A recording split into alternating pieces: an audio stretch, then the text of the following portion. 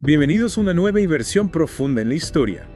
Hoy nos adentramos en un tema fascinante y complejo, la historia de los judíos en la tierra de Israel. Un tema apasionante, sin duda. Y para este viaje contamos con fuentes que abarcan un periodo amplísimo, desde los relatos bíblicos hasta el Israel contemporáneo. Un recorrido extenso.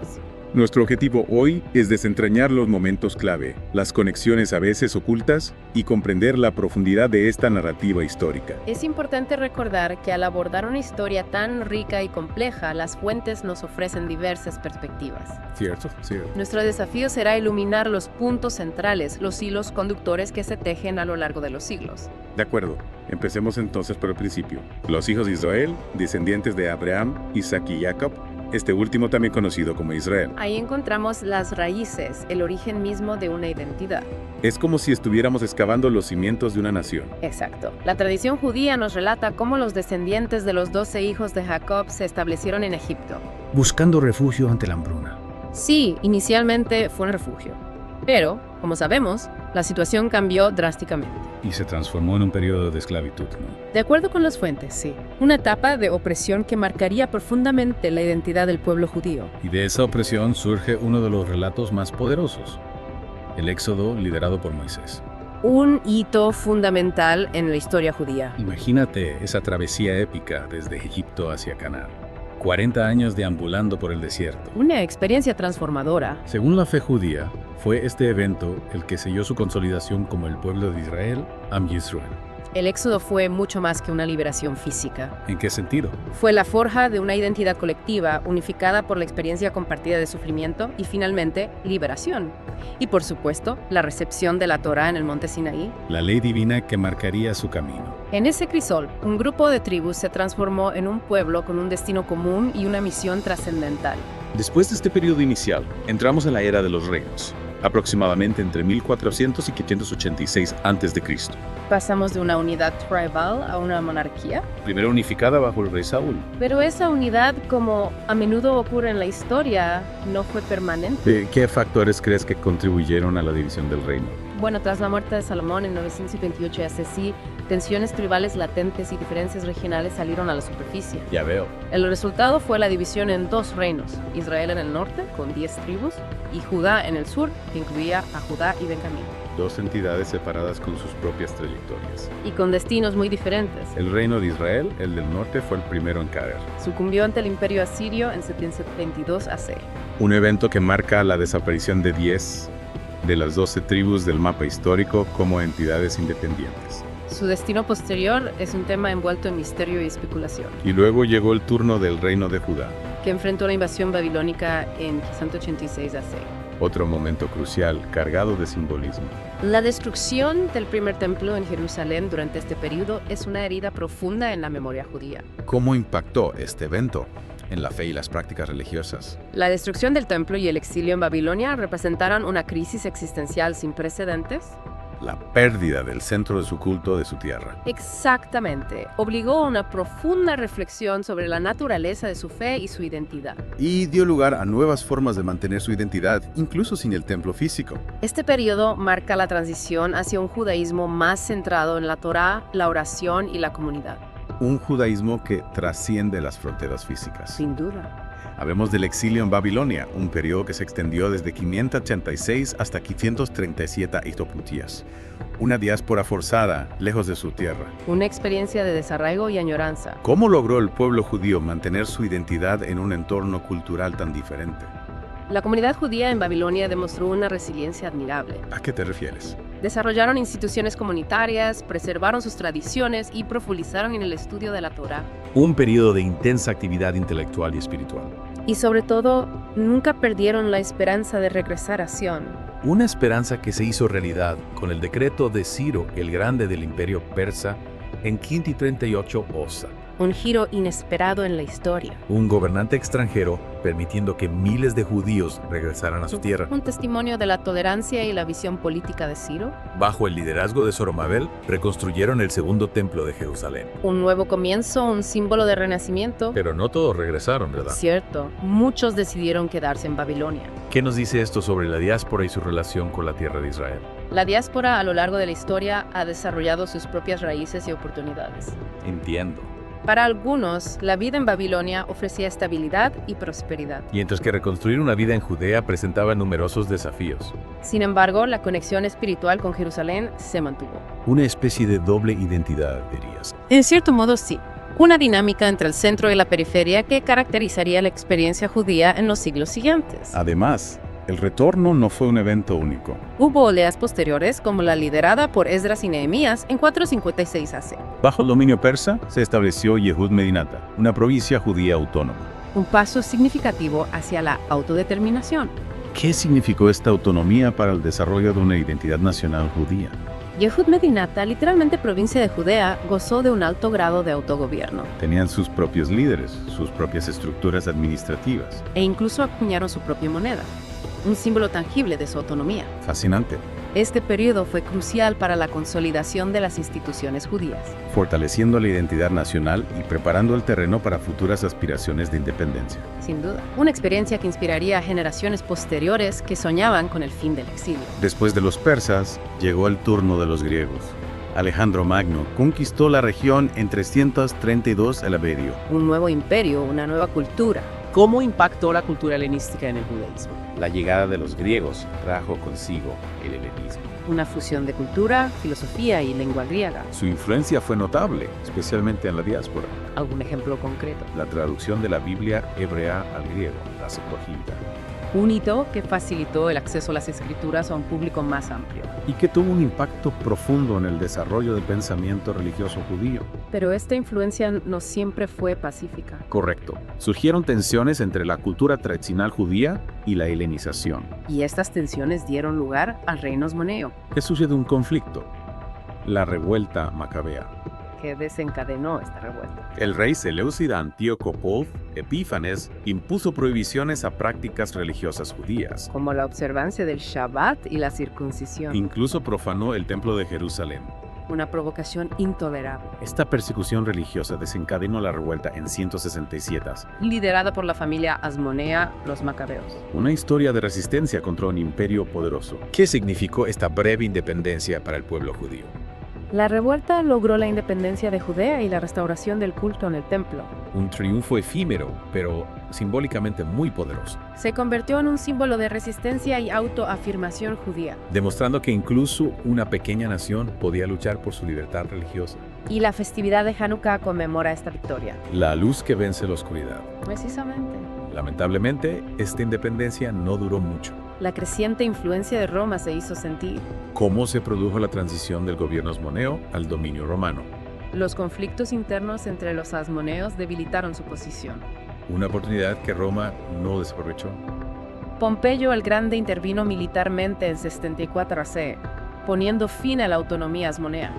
Y la llegada de Herodes el Grande en 37 a.C., un rey títere bajo el auspicio romano, marcó el fin de la dinastía asmonea. Comenzaba un largo periodo bajo el dominio romano.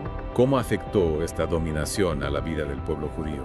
El dominio romano, que se extendió desde el 37 AC hasta el 324 DC, se caracterizó por la pérdida progresiva de autonomía. Y a menudo por la brutalidad de la administración romana, Judea se convirtió en una provincia romana gobernada directamente por procuradores. lo que generó un creciente resentimiento entre la población judía. Sin duda. Y este resentimiento culminó en la Primera Guerra Judeo-Romana en 66 DC. Un levantamiento masivo contra el poderío romano. ¿Cuáles fueron las causas de esta revuelta? Las causas fueron múltiples: la opresión romana, los abusos de los procuradores, las tensiones religiosas y nacionalistas, Un cóctel explosivo. y la respuesta romana fue implacable.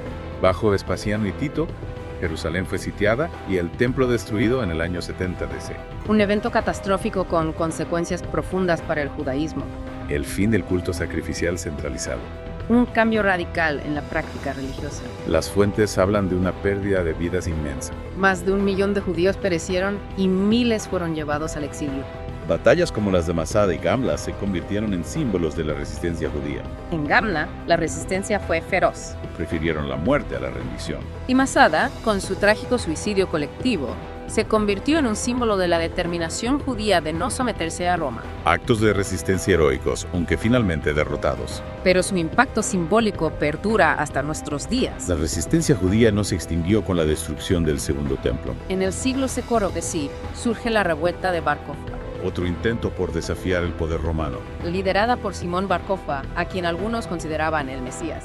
¿Qué diferencia esta revuelta de la primera? La revuelta de Bar Kokhba entre 132 y 135 Cense tuvo un éxito inicial. Pero la respuesta romana fue aún más brutal. Bajo Adriano, la represión fue despiadada. Julio Severo arrasó Judea, destruyendo cientos de aldeas. Jerusalén fue arrasada y a los judíos se les prohibió vivir allí. Un duro golpe para la comunidad judía. El centro de la población judía se desplazó hacia Galilea. Este periodo también marca el cisma entre el judaísmo y el cristianismo. Una separación que tendría consecuencias históricas profundas. En medio de esta turbulencia, vemos la actividad de los Tanaim y los Amoraim. Sabios que sentaron las bases de la ley judía oral. ¿Podrías hablarnos un poco de ellos? En este periodo de persecución y dispersión, la continuidad del judaísmo se aseguró gracias a la labor de estos sabios. Los Tanaims, maestros de la ley oral. Recopilaron y codificaron las enseñanzas en la Mishnah, completada alrededor del año 200 DC. Y posteriormente, los Amorim, los intérpretes. Analizaron y expandieron la Mishnah, dando lugar al Talmud de Jerusalén, compilado hacia el 400 DC. Obras que se convirtieron en pilares del judaísmo rabínico. Un marco legal y espiritual para las comunidades judías en la diáspora. Después de la dominación romana, entramos en la época bizantina. A partir del 324 Rotes, ¿Cómo fue este periodo para la población judía? la época bizantina estuvo marcada por la opresión y las revueltas. Tanto judías como samaritanas. Los edictos imperiales restringieron los derechos de los judíos y hubo persecuciones religiosas, A pesar de esto, las fuentes mencionan la existencia de numerosas comunidades judías. especialmente en Galilea. Hubo incluso un breve periodo en el que se permitió a los judíos orar en el sitio del templo. Bajo la emperatriz Eudocia en el siglo V. Un rayo de esperanza efímero. Lamentablemente sí. Y luego, en 638 de Cinea, la conquista islámica cambió el panorama de la región. Un nuevo imperio, una nueva religión dominante. ¿Cómo afectó este cambio a la población judía? La llegada del imperio árabe islámico trajo nuevas dinámicas, Hubo masacres y desplazamientos de comunidades judías, especialmente del interior hacia la costa. pero con el tiempo, la situación se estabilizó. Bajo el gobierno de los califas, a los judíos se les permitió practicar su religión. A cambio de un impuesto especial, ¿verdad? Correcto. En general, este periodo fue más tolerante que el dominio bizantino. Al menos en algunos aspectos. Es interesante que, a pesar de las dificultades, las fuentes indican que los judíos controlaban gran parte del comercio en Palestina, Incluso algunos sirvieron en altos cargos durante el periodo fatimí, lo que sugiere una cierta integración en la sociedad. aunque siempre bajo las limitaciones impuestas a los no musulmanes. Un tema complejo, sin duda. Y con muchas aristas. Y luego llegamos a la época de las Cruzadas, que comenzó en 1099. Un periodo turbulento y violento. ¿Cómo vivieron las comunidades judías la llegada de los cruzados? La llegada de los cruzados fue una tragedia para los judíos. Una ola de violencia y persecución. Los judíos de Jerusalén, junto con otros habitantes, defendieron la ciudad con valentía. Pero tras la caída de Jerusalén, muchos fueron masacrados. En Haifa, la resistencia judía duró un mes, Pero finalmente fueron derrotados. un periodo de gran sufrimiento y dislocación para las comunidades judías. Después de las cruzadas, la región pasó al control de los mamelucos en 1260. Un nuevo capítulo en la historia de la región.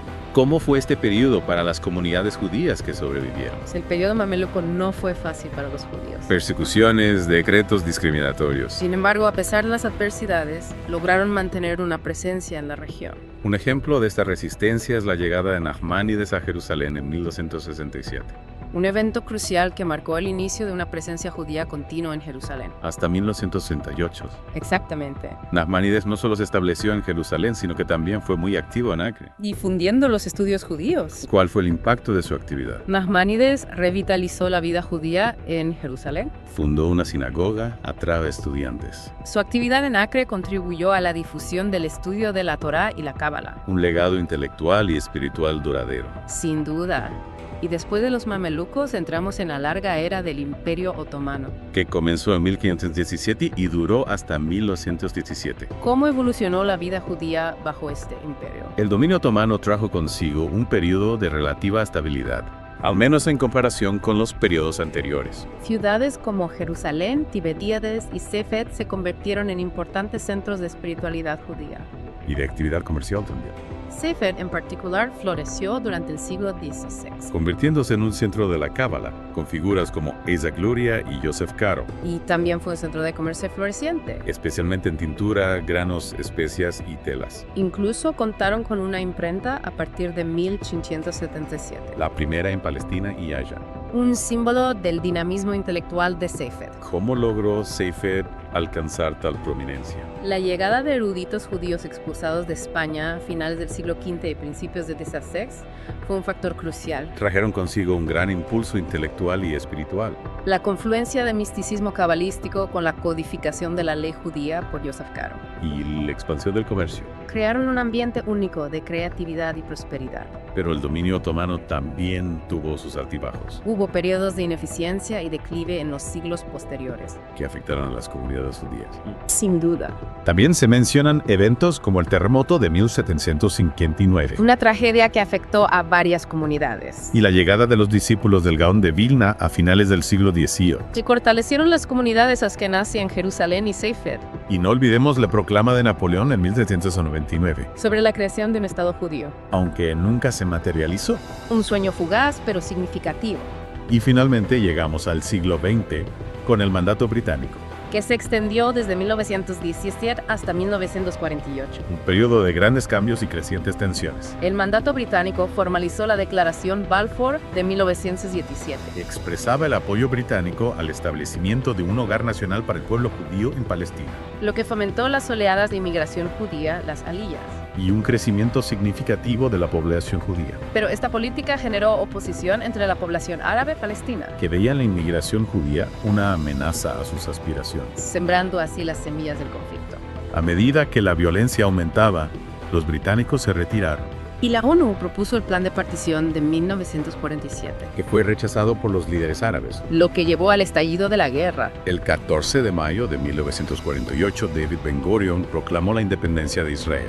Basándose en el derecho histórico del pueblo judío y en la resolución de la ONU, Un momento histórico que cambió el curso de la región. desencadenando la guerra árabe-israelí de 1948, Una guerra que Israel ganó, controlando la mayor parte del territorio. y que llevó al desplazamiento de una gran cantidad de árabes palestinos. Nace así el Estado de Israel, enfrentando enormes desafíos desde el primer día. Un estado en constante desarrollo y transformación. ¿Cuál ha sido la trayectoria de Israel desde su independencia?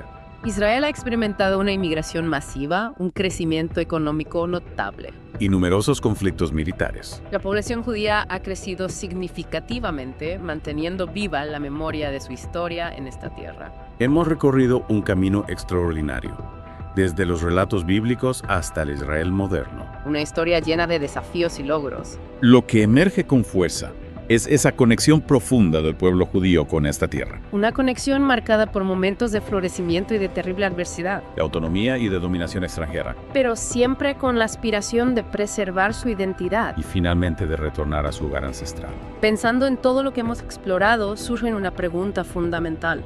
¿Qué significa realmente la continuidad histórica de un pueblo a través de tantos siglos? Una pregunta para reflexionar. ¿Cómo se entrelazan la memoria, la fe y la tierra para forjar una identidad nacional tan perdurable?